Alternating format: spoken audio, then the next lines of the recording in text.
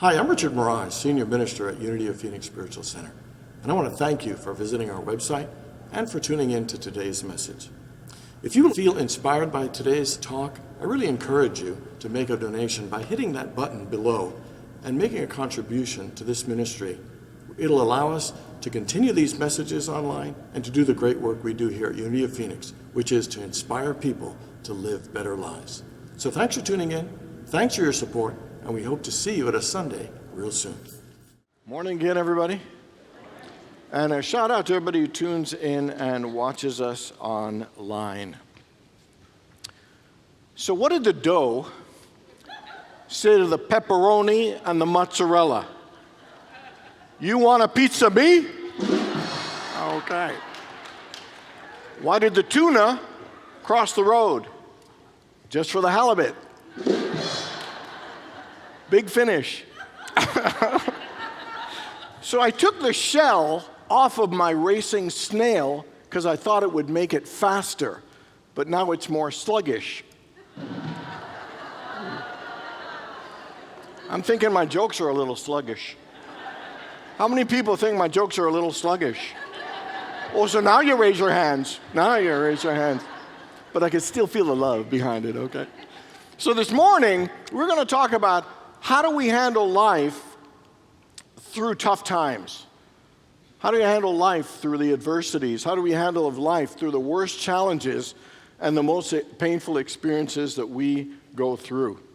How many people have ever been through struggle and pain and it was so long-lasting that you wondered, would my life really get any better, or is this as good as it gets? Anybody ever have that experience? And how many people, have ever felt so overwhelmed and gone through so many hardships, that you kind of felt like giving up? Anybody? And how many people ever wondered if you really had it in you to get over the next obstacle and keep pushing ahead and ever get to your dreams? One of the things that I love, and I think we all love, is reading inspirational stories, seeing inspirational movies, hearing inspirational songs. Because I think it triggers something in us that inspires, that awakens us, and gives us hope that we too can handle and overcome the things that we are going through, the things that sometimes make us feel like wanting to give up or feeling like maybe life will never get better or I just don't have it in me. And so today, this is what we're looking at. We're looking at the song, I Am Here, and it is from the musical version of The Color Purple. How many people saw the movie or the play, The Color Purple?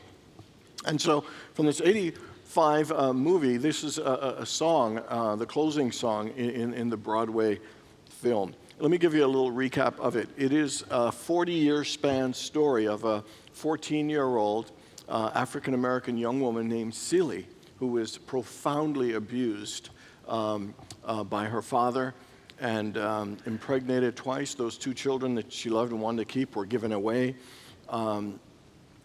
She was then married off to a man who was even more abusive than her dad, and her sister, the only person that she loved or treated her well, was kind of ripped away and separated. So the two kids and her sister totally separated from her, and she was just isolated in this abusive situation, and she just felt absolutely unloved, alone, and helpless that her life would ever get better. And to tell you the vastness of the level of abuse and negativity she went through, the opening scene has her playing with her sister, and the father's coming to get them from playing, and the father says to her, "You have the ugliest smile this side of creation." Several times in it, she is referred to over and over again as ugly, that she is so ugly, told that she's not good, told that she'll never amount to anything. Her father didn't even allow her to learn how to read. And so she becomes so timid and so shy and is so paranoid about her smile that every time she does smile, the rare times, she covers it. Always, every time anything on her smile, she always covers it and hides. And she lives a very timid life, taking anything anyone does to her, not speaking up at all. So you can feel, the sense of hopelessness and powerlessness in the situation. And so it was painful kind of watching that movie, but it also gave a lot of hope and inspiration, admiring her faith, admiring her courage and her strength and seeing her ability to evolve and grow and expand to a level that by the end, interestingly, all the things that are most important and she desires absolutely comes together. And I think it's because of the way she handled that horrendous adversity in her life. And so what we're going to do this morning is look at the song, I Am Here, and the context of the plot of The Color Purple to see what it has to teach us of how we can get through the adversities and difficulties and challenges that we experience in our lives. And the first one is to make sure that even through the negativity that we keep our mind as focused and positive as possible. And that sounds simple and it sounds easy, but it's not as easy as we think. How many people ever had something really painful or horrible happen to you and you couldn't get out of your mind and you just complained and whined or felt sorry for yourself or got bitter or negative or called a dirty so-and-so all kinds of names that makes dirty so-and-so seems like a compliment, and then you started listing all your grievances of all the people who hurt you and all the things that went wrong and all the ways you've suffered. Anybody ever just bathe in negativity and wallow in self-pity about something? Okay, about 5 of us, that's perfect. And so it is, to me, kind of remarkable how with all that she was experiencing, the things she focused the most on was the love of her sister, the one person she felt loved her and cared for her in her life, and the love for her 2 children that she didn't even get to be with, but wants them to know how much she loves them and knows that she loves them even if they don't even know her. And she hung on to those things over and over again, where she could have easily drifted in to complaining about how poorly she was treated and hating the individuals that had done that to her and were doing that to her. There's a wonderful story in Scripture that I think gives a wonderful picture and analogy of it. And it's Jesus walking on the water, and there's a storm, and the disciples are in the boat. And Jesus calls Peter out of the boat, and he steps out, and he's on the water. And as long as he's looking at Jesus, as long as he's looking at the Christ, he steps out of the boat, and he's able to stay above the storms and stay on the water. But then he gets distracted, and he starts looking at the storm instead. He takes his eyes off of the Christ and puts it on the crisis, and immediately he begins to sink into it and has to get back in the water before he drowns. And the point of that is when you're focused on God or focused on the good, you can stay above the storms of life. But once we start focusing on the negativity, focus on what isn't working, we tend to sink into the problem and get consumed by it, obsessed by it, keep thinking and regurgitating it to the point that we cannot see the good. In my early 20s or late teens, when I was injured, one of the things I felt very hopeless about my life, and one of the things my mom would always do was to tell me that her favorite scripture was, "Be transformed by the renewing of your mind." The first book she ever gave me was called The Power of the Subconscious Mind by Joseph Murphy. The second book was Discover the Power Within You.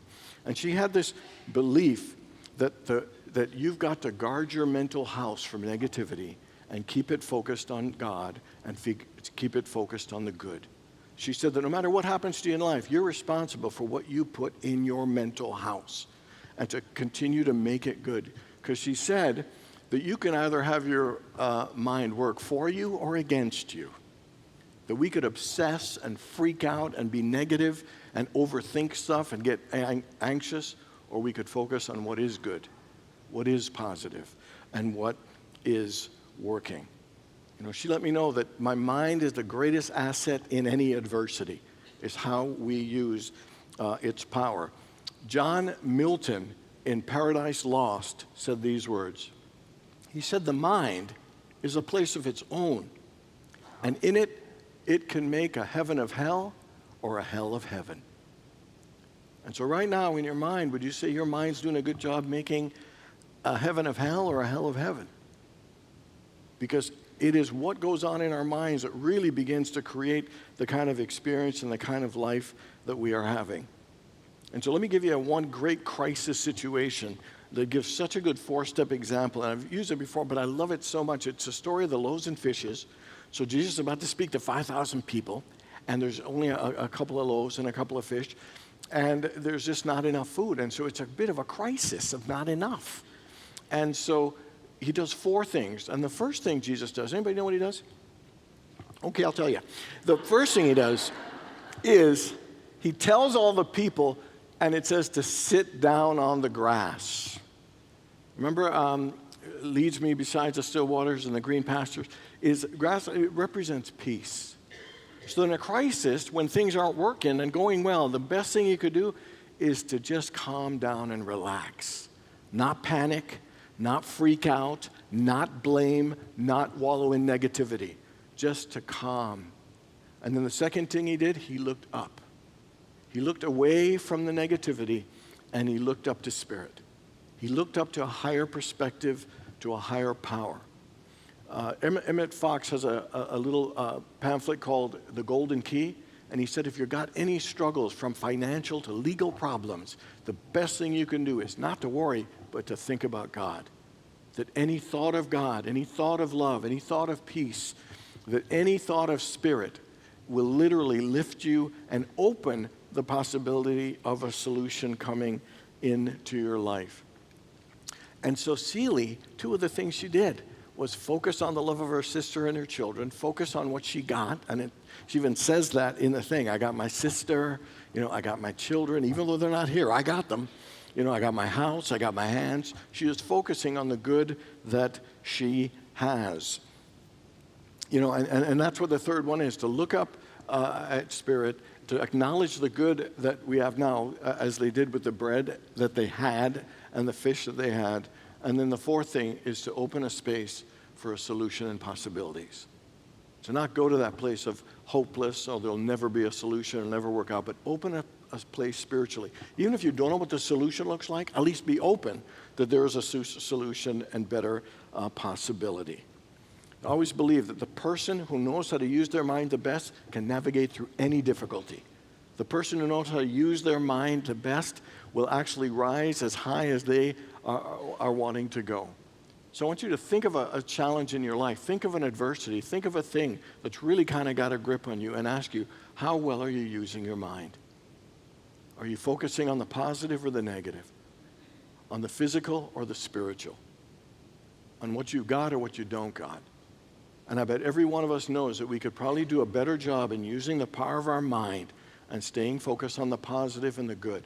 And not that you don't have some moments where you cry and release. That's important. And you don't pretend but the majority of the time are the predominant thoughts we're thinking, thoughts that are positive on the good that we've got and positive on being focused on Spirit. There's a wonderful line in Isaiah, and it says, He will keep you in perfect peace whose mind is stayed upon thee. That the more our mind is focused on God, the more our mind is focused on good, we actually create a pretty good consciousness and environment for greater things to come forth. And I think if we all bear in mind the power of the mind and then make up our mind to use our mind and have the presence of mind to not let it slip our mind or boggle our mind or lose our mind or change our mind, but focus our mind and keep that in mind, it'll blow your mind. I really think so.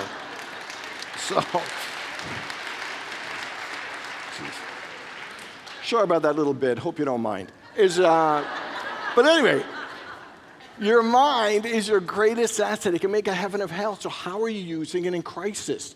Remember, and again, Jesus had them sit down and relax, look up, focus on the good, and open a space for a solution and something greater. Second thing that she did, and I think that's important, is when it says be transformed by the renewing of your mind, transformation is about change, expansion, and growth. And all that includes also learning, seeing things from a different perspective, a higher perspective, having a set of insight and understanding of when things don't go well, is to ask the question, what is this trying to teach me? What is it trying to show me? What direction is it calling me to look at, or a new perspective to come up to? People always think that if difficult things happen, it's a tragedy. I don't think it is. It's when we don't learn from it is what the tragedy is. I believe 3 things happen when tragedies or struggles happen. We can either let it take us down and ruin our life or affect our life. It could leave us unchanged, or we could learn from it and rise and gain even greater things. Learning from the things that happen to us is such a vital part of growth. We think that it's supposed to come instantly. No, we are in an unfolding process of spiritual evolution and expansion and the full expression of our soul and spiritual potential. And that it requires us learning and unfolding, and the difficult parts in our lives, are a key part. And I'd say one of the areas of learning that I think is the greatest learning ground for understanding and so many things are our relationships, are the people in our lives.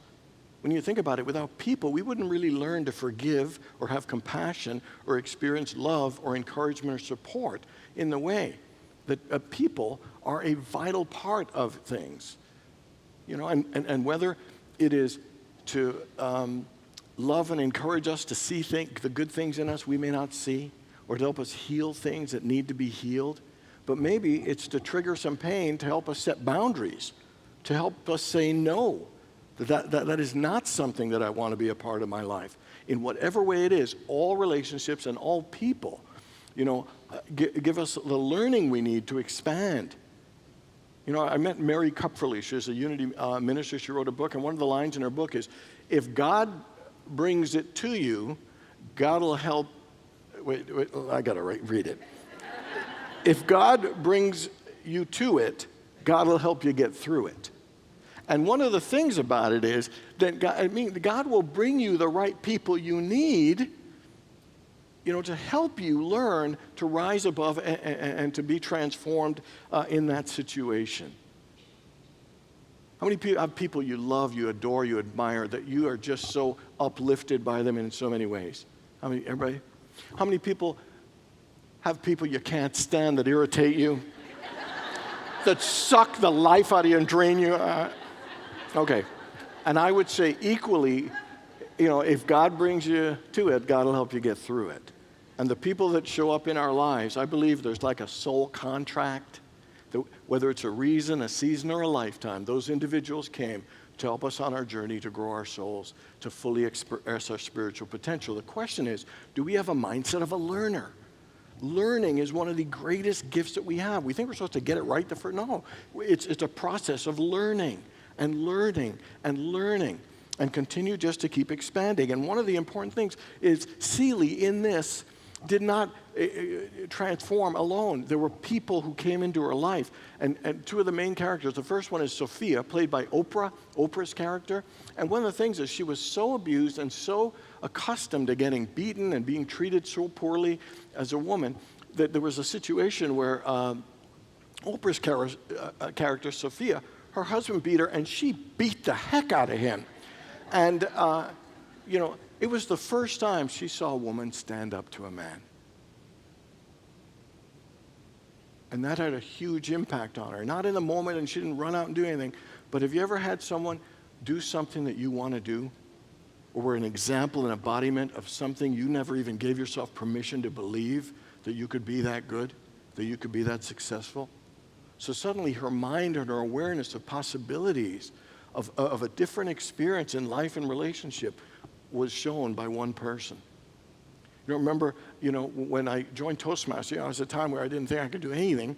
That hasn't changed an awful lot, but at least I've got a couple of things. And I joined Toastmasters, and there was this guy named John Roberts who used to win all these competitions, and then he didn't know it, but he became my mentor. He had such a style about the way he spoke. I was like, God, he's good. I want to be like that. And then and he'd win all these awards, and I came second in one year, and I thought, I am going to beat him one day. I'm going to get so good. But the way I did was I wanted to learn from him. And so I'd say, John, how do you da-da-da-da-da? And I wasn't trying to mimic him. I was trying to understand. And one of the things was he said, Richard, anytime you get an opportunity, say yes. Speak, speak, speak, and you will learn. You hold your intention, you keep speaking, and you'll get better. And so there are people in our lives that we have as role models. There are people in our lives who show up, like Sophia did, to show something greater. He was something for me to work towards. And we have people in our lives, and I don't know if we always consciously learn from them or utilize them in either form.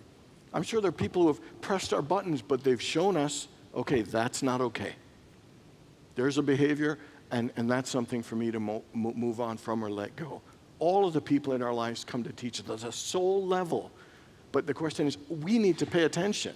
We need to consciously do the learning and be willing to understand, what there is for us to learn and be taught. The second person for Seeley that helped her transformation was a lady named Shug. And she was a flamboyant, gorgeous performer and singer. She was incredible. And she came to their home, and she wasn't well, and Seeley took care of her. And I thought it was interesting, the juxtaposition of this flamboyant, outgoing, beautifully, fabulously dressed singer, and this lady that was so shy and thought she was ugly or covered her mouth over everything, was so meek, became friends. And at the nightclub one night, she announces that she wrote a song for her friend Seeley, her sister. And in the song, it shares about how similar they are. And one of the things you learn is that even though she's as gorgeous as that, she has some real painful stuff with her father rejecting her and disowning her. And we realize that every one of us comes into life with beauty and ugliness, with joyfulness and pain. Things we need to heal, things we need to learn, things we need to let go, all of us. And it was such a beautiful thing. And there's a line in it where she sings, and she's singing it right to Seeley, I think I'm something, and I hope you think you're something too. And then after the performance, because a fight broke out at the bar, they went back to Seeley's room, and she put on some of the flashy, blingy clothes on Seeley and made her stand in front of a mirror and look at herself and made her smile. And she actually looked at her face in a mirror and smiled for maybe the first time. And she told her how beautiful she was. And she said, no, but nobody's ever loved me. She said, no, you're lovable. You are so beautiful. And to see her take it in for the first time that she was beautiful, that she was loved. She didn't have to hide her smile or hide herself, that she was valuable and worthy, was just one of the most incredible things. And if Shug didn't express that love to her, she wouldn't have been able to take it in. And in many ways, I think that's the thing we all want to learn the most, is am I okay? Am I worthy? Am I lovable? Just the way I am. To not think that I'm defective and I got to change this and be like this and look like that, but to really get to the core of just loving and accepting who we are. There's a wonderful parable, the parable of the prodigal son, and it's the father has two sons, and one asks for his inheritance, and he goes in a distant place and spends it all, and then he is eating slop with the pigs. And then it says, there's a line that I just love so much, and it says, and then he came to himself. And he rose up, and he returned back to his father. And when he returned, there's a big celebration. But that's really all happens in here. See, he came to himself means he realized, I'm more than this. I deserve more than this. That I can make better choices than this. That I could live at a better level and a version of myself than I'm currently living. And he was able to come to himself and realize his worth, his value, that even though he's made lots of mistakes, it didn't matter. He gets to choose now. That it means it's a point of awakening or reawakening. And that's what she got. She got to restart and reawaken to a level of love and truth about her own value. But she had to learn and grow into it. And then the final thing I want to share is that when we do get to that place, things start to happen and change and move. So finally, Seeley realized that she deserved a better life than being beaten. She deserved a better life than thinking she's ugly. She deserves a life of love. And so some cool things started happening, because when you change your consciousness, the world and the universe begins to shift and move and change in great ways. The first thing was she was somehow, through a certain process, she realized that her husband had been hiding letters because she thought her sister was dead, been hiding them for 30 years. But it came revealed to her, and she found them and read every single one of them and knew she was okay. And then the second thing, she had the courage to speak up at a family dinner saying, this is not okay. This is not okay.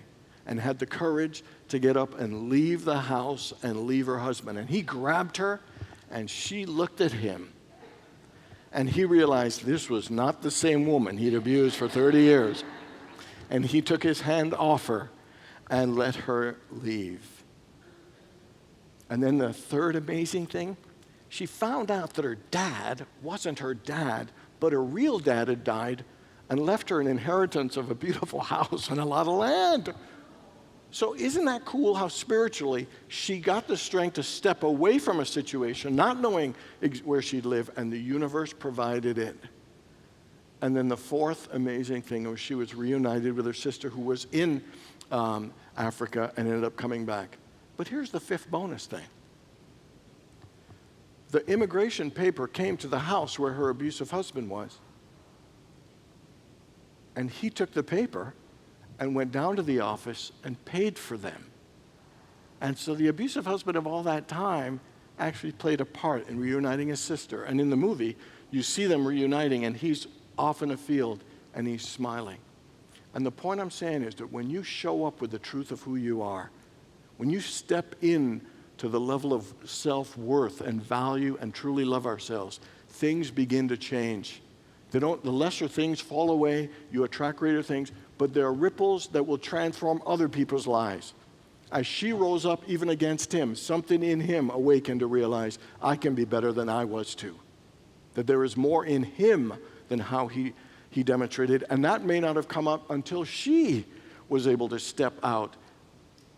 And in the play at the end, or in the movie, that when she's leaving, he does freak out and get angry. And he says, you're ugly, and you'll amount to nothing, da-da-da. And she said, yeah, I might be ugly, I might be this, but I'm here.